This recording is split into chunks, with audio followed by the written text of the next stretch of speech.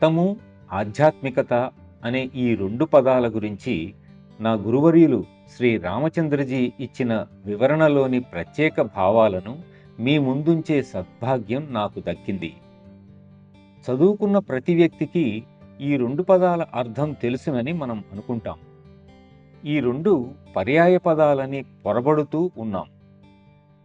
అర్థం చేసుకోవడంలోనూ, సరైన విధంగా భావించడంలో, సిద్ధాంతరీత్యా ఆచరించడంలో ఈ రెండిటిని తప్పుగా అర్థం చేసుకున్నాం. నా గురువర్యులు, అదే పేరు గల వారి గురువర్యులు శ్రీ రామచంద్రజీ రూపొందించిన యోగ విధానాన్ని మెరుగుపరిచి సహజ మార్గాన్ని ప్రారంభించారు.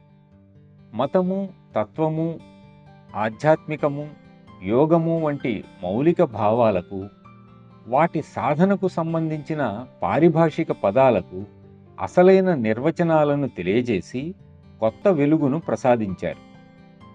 మానవ జీవితపు అసలైన లక్ష్యాన్ని సాధించడానికి సరైన సాధనా విధానాన్ని ప్రజలకు అందించడానికి ఈ సహజ మార్గం పూనుకున్నది.